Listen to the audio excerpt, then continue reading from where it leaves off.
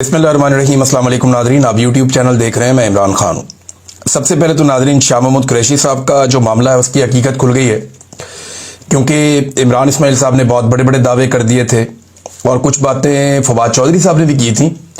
फवाद चौधरी साहब का थोड़ा सा केस इसलिए मुख्तलिफ है कि वो बार बार गिरफ्तार हो गए, बाद में भी पकड़े गए थे, लेकिन इमरान इस्माइल साहब का तो बिल्कुल ही सत्यानाश है उनके केस का। वो पीटीआई मानने के लिए तैयार नहीं है। और दूसरा जो है वो एक और मौलवी साहब भी आए हुए थे, उनका भी सारी दुनिया जानती है कि उनका क्या किरदार रहा था। बहरहाल पीटीआई पहले तो तनकीद कर रही थी, अब असल खबर सामने आ गई और हकीकत यह है कि ये लोग जब शाह महमूद कुरैशी साहब को जो हकायक अब तक सामने आए और कुछ सहाफ़ी उसको मंजर-ए-आम पर लेकर आए और शाह महमूद कुरैशी साहब से जुड़े हुए जो लोग हैं, ख़ास तौर पे उनकी जो लीगल टीम है, उन्होंने ये चीज़ सामने रखी। उनके जो वकील हैं वो उस वक्त उठकर गए थे जब ये लोग मिलने के लिए आए, और ये भी क्लेम किया गया कि जब पहले इन्होंने मिलने के लिए कहा कि वो शाह साहब से मिलना चाहते हैं तो उन्होंने इनकार कर दिया था कि रहने दें, अभी नहीं मिलना। लेकिन फिर शाह साहब को इन्फॉर्म किया गया जी वो आ गए आपको मिलने के लिए, तो शाह महमूद कुरैशी साहब ने फौरन जो उनका वकील उठकर गया था उसको वापस बुला लिया। राना मुदस्सर साहब गालिबन वो वकील हैं। शाह महमूद कुरैशी साहब ने कहा जी मेरे वकील को वापस बुलाओ, क्योंकि वो ये चाह रहे थे कि अकेले में मुलाकात मैं ना करूं। मैं अकेले में मिलूंगा तो बात तो वही बाहर जाएगी जो ये लोग जाकर करेंगे, तो कोई और बंदा होना चाहिए जो बातचीत सुन ले। तो अब जो चीजें सामने आ रही है, शाह साहब बड़े समझदार सियासी लीडर हैं। मैंने कल आपको एक बात कही थी कि शाह साहब कोई बच्चे नहीं है, उन्हें पता है कि क्या करना है और कैसे करना है, और कोई उन्हें उंगलियों पर चला नहीं सकता। शाह महमूद कुरैशी साहब बड़े घाघ और पुराने सियासी लीडर हैं। उन्होंने अपना वकील वापस बुलाया, बुलाकर कहा कि ये मीटिंग सुनो। तो जब वकील वापस आया तो ये लोग अंदर मीटिंग कर रहे थे, बातचीत कर रहे थे। बड़ी मुख्तसर इनकी मुलाकात रही, 10 से 15 मिनट के बीच का टाइम बताया जाता है। और उसमें शाह महमूद कुरैशी साहब को जो उन्होंने पेशकश की वो उन्होंने मुस्तरद कर दी। एक तो ये बड़ी क्लैरिटी है इसमें, और दूसरा ये जो आइडिया दे रहे हैं कि शाह साहब ने हमारे साथ इत्तफाक राय किया इस चीज़ पे, वो अंदर से खबर आ रही कि ऐसी कोई बात नहीं।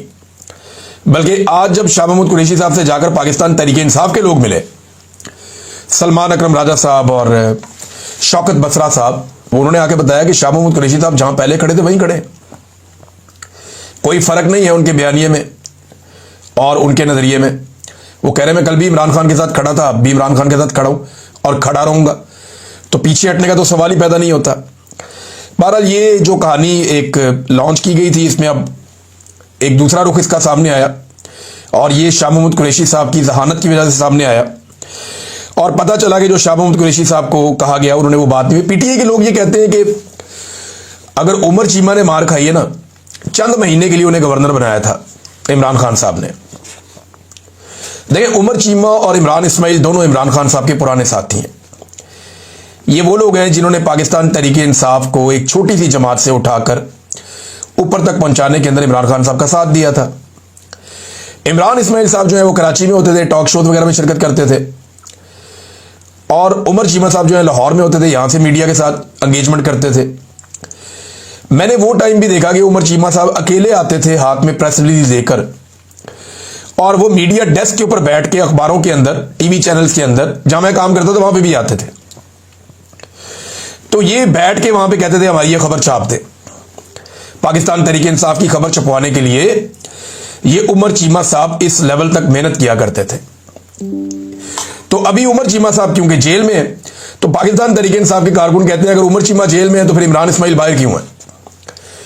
और इमरान इस्माइल साहब तो इमरान खान साहब को खुदा हाफिज कहकर चले गए थे, लेकिन अब ये लोग कहते हैं हमें मार मार के पार्टी छुड़वाई गई थी। तो पीटीआई वाले कहते हैं कि मार मार के तो इनसे भी पार्टी छुड़वाई जा रही है, ये क्यों नहीं छोड़ रहे और आप क्यों छोड़ गए थे। तो आप और ये एक बराबर नहीं हो सकते। अब यही तो पंगा है ना, सारे लोग मार तो नहीं खा सकते, सारे लोग एक जैसे होते भी नहीं है, सारे लोगों का हौसला भी एक जैसा नहीं होता। लेकिन एस्टेब्लिशमेंट ने मारा ही इतना लोगों को कि जो बहुत मजबूत लोग थे वो खड़े रह गए और जो कमजोर लोग थे वो पीछे हट गए। और अब जब उन्हें नजर आ रहा है कि मामला किसी और तरफ जा रहा है तो फिर वो लोग वापस आना चाहते हैं पार्टी में। तो पीटीआई से निकलने की लोगों को जितनी जल्दी थी उतनी पीटीआई में वापस आने की भी अब जल्दी है। तो ये तो चलता रहेगा नाज़रीन, लेकिन अभी क्योंकि ये एक्सटेंशन वाला महीना है तो हमें इस पे बात करते रहना है। कि एक्सटेंशन के महीने में एक के बाद एक खबर आ रही है, तवज्जो भटकाने की कोशिश की जा रही है। कभी अटैक किया जाता है सहाफ़ियों पे, कभी अटैक किया जाता है ख़वातीन पे, कभी कोई जाली खबरें लॉन्च की जाती हैं। खैबर पख्तूनख्वा के वज़ीर आला के ऊपर अजीबोगरीब किस्म के अटैक कर दिया, वो वहाँ पे था ही नहीं। आज तक उसके ऊपर इस नौयत का कोई मुकदमा भी नहीं हुआ। और अब एक वीडियो निकाल कर दिया है जाली। वो वीडियो 16 मार्च की है और कहाँ की है? वो ज़मान पार्क की है, और उसको डाल दिया 9 मई के खाते में कोर कमांडर हाउस। कितने अरसे के बाद? लगभग 2.5-3 साल के बाद डाल दिया, 2.5 साल के बाद डाल दिया। ये निज़ाम जो है वो ऐसा लगता है कि बावला हो गया, और वो ये चाहता है कि किसी तरह पलक झपकते में ये महीना गुजर जाए। लेकिन महीना लंबा है, और पाकिस्तान में जो है वो एक्सटेंशन को अब एक गाली की तरह लोग देखते हैं। लोग ये कहते हैं कि एक्सटेंशन एक ऐसी बीमारी है जिसकी वजह से पाकिस्तान खोखला हुआ। मैं ज़ाती तौर पे मुझे ये लगता है कि किसी को भी पाकिस्तान में किसी भी महकमे में किसी भी इदारे में अब एक्सटेंशन नहीं मिलनी चाहिए, क्योंकि इससे बड़े नुकसानात ये होते हैं कि एक तो जिसको एक्सटेंशन मिल जाती है वो इस्तेहसाल करता है बाकी लोगों का जिनकी नीचे से बारी आ रही होती है। दूसरा, इदारे के अंदर एक अजीब सी कैफियत पैदा हो जाती है कि यार हम इतने बेकार हैं, हम इतने बेकार हैं कि हम ये ड्यूटी नहीं संभाल सकते, ये भी बात पैदा हो जाती है।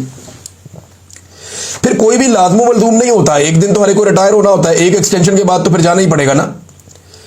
मैक्सिमम कोई आदमी अपनी नौकरी को खींच के 10 साल ले जा सकता है, इससे ज्यादा क्या लेकर जाएगा। यहां डिक्टेटर 10 साल के बाद फारिग हो जाते हैं। परवेज मुशर्रफ को देख लें, ज़ियाउल हक को देख लें, लंबा टाइम निकाला, लेकिन एक दिन घर जाना पड़ा। तो सबको ही जाना पड़ता है, ऐसा नहीं है कि ये चिपक के रह जाएंगे। जाना पड़ा था अयूब खान को भी, जाना पड़ा था याया खान को भी, राहिल शरीफ को भी जाना पड़ा था, जनरल बाजवा को भी जाना पड़ा था, एक दिन जनरल आसिम मुनीर को भी जाना पड़ेगा। तो इनके बाद भी कोई जर्नैल ही आएगा ना जो आर्मी चीफ बनेगा पाकिस्तान की आर्मी का, क्योंकि ये मुल्क भी रहना है और ये फौज भी रहनी है। तो इसको प्रोफेशनल तरीके से अगर आगे बढ़ाया जाए, ये बहुत ज्यादा डिस्कशन हो रही है आजकल सोशल मीडिया पर। आफ्ताब इकबाल साहब, क्योंकि एक बड़े सीनियर जर्नलिस्ट हैं, उन्होंने एक बड़ा जबरदस्त ट्वीट किया और उन्होंने कहा जी मार्शल अदवार में अजीबोगरीब तरामीम ने लोगों को अजियत में रखा, नई तारीख लिखना शुरू कर देते हैं, मुताला पाकिस्तान असर नौ लिखना शुरू कर देते हैं, अजीबोगरीब तारीख हमें पढ़ाते हैं और समझाते हैं, और ये सारे तजर्बे पूरी तरह नाकाम हुए हैं। यानी डिप्लोमेसी भी हमने करनी है, मईशत भी हमने चलानी है, एडमिनिस्ट्रेशन हमसे बेहतर कोई नहीं कर सकता, एहतसाब भी हम करेंगे, अदलिया को भी हम ही गाइड करेंगे, इलेक्शन कमीशन भी हमसे पूछे बगैर कदम नहीं उठा सकता। अहलियत सिर्फ हम में है, जो हम कहेंगे वही सिक्का राइजुल वक्त होगा। ये आफ्ताब इकबाल साहब ने कहा, और यही एक सोच है, एक आमराना सोच है जो पाकिस्तान को इस नहज तक ले आई है कि पाकिस्तान अंदर से खोखला हो गया। आज आप मईशत की हालत देखें, बदतरीन हालात हैं। लगातार 3 साल से पाकिस्तान की बरामदात का क्या हाल है, सरमायाकारी पाकिस्तान में कोई नहीं कर रहा, लोग पाकिस्तान छोड़कर जाना चाहते हैं। एयरपोर्टों को अब लोगों को रोकने की कोशिश में लगा दिया लोगों को कि जनाब बंदे रोको बाहर जाने से। लगातार पाकिस्तान से ब्रेन ड्रेन हो रहा है, खौफ की फिजा पाकिस्तान में एक कायम की हुई है, इंसानियत का हकूक की पामालियां हो रही हैं, और इसके अलावा पाकिस्तान में दहशतगर्दी बढ़ती चली जा रही है कंट्रोल होने की बजाय। चले खैबर पख्तूनख्वा में तो ये कहते हैं ना कि उनको गवर्नमेंट सपोर्ट नहीं करती, बलूचिस्तान में दहशतगर्दी के बड़े बड़े वाकयात हुए, जबकि वहां पे हुकूमत जो है वही इस्टेब्लिशमेंट की है, वो जो चाहते हैं उस हुकूमत से करवा लेते हैं, मुकम्मल सपोर्ट उन्हें वहां पे हुकूमत की जानिब से मिलती है। लेकिन उस मुकम्मल सपोर्ट के बावजूद वहां पे अमन कायम नहीं हो पा रहा। वजह पॉलिसी का, पॉलिसी ठीक नहीं है। और जो आफ्ताब इकबाल साहब बात कर रहे हैं ना, बात यही है। नाज़रीन, एक और बड़ी इंटरेस्टिंग खबर है, और खबर यह है कि मरियम नवाज के बैनर्स और पोस्टर्स लाहौर से उतारे जा रहे हैं। ज़हीम लगारी साहब खड़े हुए सड़क पे बता रहे थे कि हर खंबे के ऊपर, हर जगह के ऊपर 2-2, 4-4 मरियम नवाज के बैनर पोस्टर लगे होते थे। शहर में हर जगह मरियम नवाज का फोटो लगा हुआ था। कंटोनमेंट एरियाज के अंदर बहुत सारे फोटोज लगे हुए थे। थोड़ा अर्सा पहले मैंने आपको दिखाया कि पाकिस्तान के फौजी यूनिफॉर्म के अंदर वो मरियम नवाज साहबा का बैनर सीधा कर रहे थे एक जगह पे सीढ़ी लगा के। तो इस लेवल पे मरियम नवाज साहबा की तशहीर की गई थी टिका के। लेकिन अब पता चल रहा है कि जनाब उनके बैनर पोस्टर उतारे जा रहे हैं। इस पे ना लोगों की अलग अलग राय है। शहजाद अकबर साहब का यह दावा है कि फील्ड मार्शल साहब की लाहौर आमद होती है तो इससे पहले पूरे कंटोनमेंट को मरियम नवाज के बैनर से साफ कर दिया जाता। मरियम नवाज के बैनर्स कुछ अरसा पहले हमारे फौजी खुद लगा रहे थे। अब उनका चेहरा कंटोनमेंट की हद तक साफ किया जा रहा है क्योंकि अब वो दिल से उतर गई हैं, ये शहजाद अकबर साहब कह रहे हैं। दूसरी तरफ ज़हीम लगारी साहब कह रहे हैं कि बाकी लाहौर से भी उतारा जा रहा है। क्यों उतारा जा रहा है इसके बारे में कोई सॉलिड इंफॉर्मेशन नहीं है, लेकिन उतारा जा रहा है हर जगह से। ये कौन उतरवा रहा है ये आपको आने वाले दिनों में पता चल जाएगा। लेकिन अगर कोई ये सोच रहा है कि इस वक्त कोई फील्ड मार्शल और मरियम नवाज या नवाज शरीफ में कोई लड़ाई चल रही है तो हम कुछ कह नहीं सकते। उसकी वजह यह है कि ये सब लोग एक दूसरे की इंश्योरेंस पॉलिसी है। इमरान खान साहब को अगर जेल में रखना है तो इन सबको मिलकर रहना पड़ेगा क्योंकि ये सारे इमरान खान से डरते हैं। किसी का मैंडेट जाली है, कोई इस बात से डरता है कि उसने जुल्म बहुत कर दिया है, कोई इंक्वायरी से डरता है, कोई नौकरी से डरता है, कोई किसी चीज से। सब लोग डरे हुए हैं। बेशुमार पुलिस वाले शामिल हैं, FIA वाले शामिल हैं, ब्यूरोक्रेट शामिल हैं। जिन जिन लोगों ने 2 नंबरियां की हैं वो डरे हुए हैं सारे। बेनिफिशियरी बहुत ज्यादा हो गए ना इस निजाम के। तो ये सारे एक दूसरे के इंश्योरेंस पॉलिसी है। मुझे नहीं लगता ये मामला है, लेकिन और कोई मामला समझ भी नहीं आ रहा। मैं इसको डिग आउट कर रहा हूं एक आधे दिन में। कोई और चीज लगती है तो देखते हैं। लेकिन अगर ये वाकई में फील्ड मार्शल के दिल से मोहसिन लेकिन अगर वाकई में फील्ड मार्शल के दिल से मरियम नवाज साहबा उतर गई हैं तो ये एक बड़ी डेवलपमेंट है, बड़ी अजीब चीज है। हालांकि हमने देखा कि एक साथ हॉर्स एंड कैटल शो भी हो रहा है, हर जगह पे मिलकर एक दूसरे की तारीफ भी कर रहे हैं। कुछ अर्सा पहले पता चला कि मरियम नवाज की पंजाब हुकूमत की तारीफ भी की गई कि 8 स्टेट ऐसी होती है, ऐसे काम करना चाहिए। लेकिन अब ये चीज आ रही है तो बड़ी दिलचस्प है, इसके ऊपर नजर रखेंगे। नाज़रीन, मरियम नवाज साहबा आपको पता है उनके जो वजह शोहरत है, जहां से उनको शोहरत मिली, वो उनका पहला बयान था कि मेरी बरतानिया तो क्या पाकिस्तान में भी कोई प्रॉपर्टी नहीं है। बाद में पता लगा कि बरतानिया वाली भी इनकी है, बेनिफिशियल ओनर है ये, और पता चला कि पाकिस्तान में भी बेशुमार है। अब पता चला और भी पता नहीं किधर किधर है। तो अपने झूठ से इन्होंने शोहरत पाई सबसे पहले, फिर कैलेबरी फॉन्ट आ गया, फिर एक के बाद एक इस खातून ने इतने सारे झूठ बोले कि इनकी शोहरत इस वजह से हो गई कि ये द्रोहगोई की मास्टर है। यानी इनसे ज्यादा पक्के मुंह के साथ किसी ने पाकिस्तान की सियासत में झूठ नहीं बोला। अब इन्होंने एक और झूठ बोला, इधर आप देखिए। हक सच की आवाज उठाने वाले सहाफियों पर जुल्म और तशद्दुद बंद होना चाहिए। पंजाब में सहाफी और सहाफत महफूज है। हद हो गई। वैसे एक सहाफी ने कहा कि ये पेंट जो है ना, इसमें इन्होंने करप्शन किया और 2 नंबरी किया और फ्रॉड किया है। ये पेंट इन्होंने ठीक नहीं लगाया, ये फ्रॉड कर गए लाहौरियों के साथ। ISI ने उठा लिया उस सहाफी को, 8 दिन इसलिए कैद रखा और वहां पे लोगों को मारते थे और कहते थे मरियम नवाज के खिलाफ बात नहीं करनी। वो सहाफी छूट कर आया, पहली बारिश हुई, वो सारा बह गया, वो सच्चा साबित हो गया। हक सच की बात करने वाले सहाफी को, जिसकी बात पहली बारिश में सच साबित हुई, ज़हीम लगारी साहब, उनके साथ मरियम नवाज के दौर में क्या हुआ। मैं अपनी बात नहीं करता, बहुत सारे और सहाफियों की बात करता हूं। आरिफ हमीद भट्टी साहब की नौकरी कौन खा गया, जरा पता कर लें। किसकी ख्वाहिश पे खा गया ये भी पता कर लें। समीना पाशा साहिबा के साथ क्या हुआ पता कर लें। इनकी अपनी इंफॉर्मेशन मिनिस्टर पंजाब हुकूमत के ऑफिशियल अकाउंट से बैठकर सहाफियों को लगातार हरासा करती है। आज तक किसी इंफॉर्मेशन मिनिस्टर ने ऐसा नहीं किया, लेकिन इनकी इंफॉर्मेशन मिनिस्टर ऑफिशियल अकाउंट पे बैठ के पंजाब हुकूमत के सहाफियों को लगातार हरासा करती है।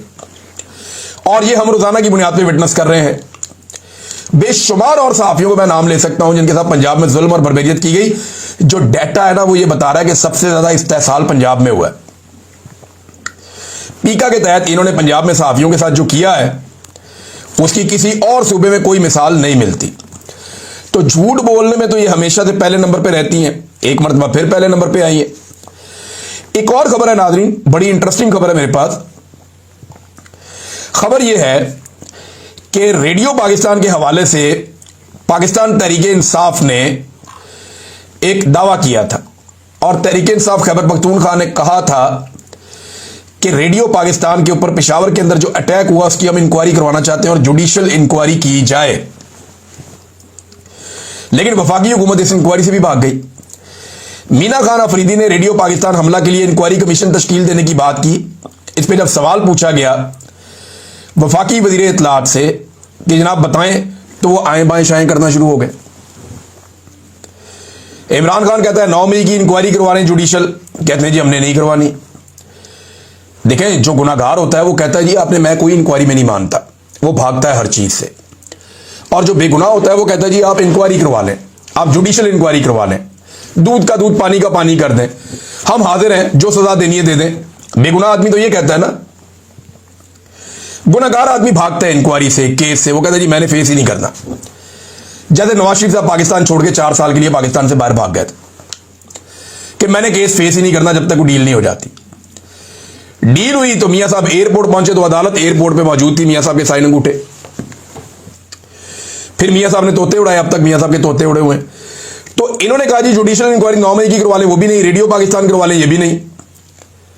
वो कहते हैं 26 नवंबर की आप जुडिशियल इंक्वायरी करवाएं, कहते हैं वो भी नहीं। वो कहते हैं जी सानिया मुरीद के हुआ इसकी जुडिशियल इंक्वायरी करवाएं, वो कहते हैं जी इसकी भी नहीं।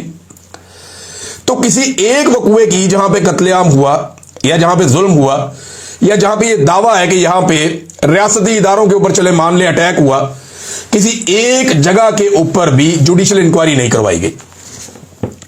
करवा लेना, एक गैर जानिबदार जुडिशियल कमीशन बना के इंक्वायरी करवा लें, दूध का दूध पानी का पानी हो जाएगा, पीटीआई का मुंह बंद कर दें, उनको जेलों में डाल दें, साबित हो जाता है तो।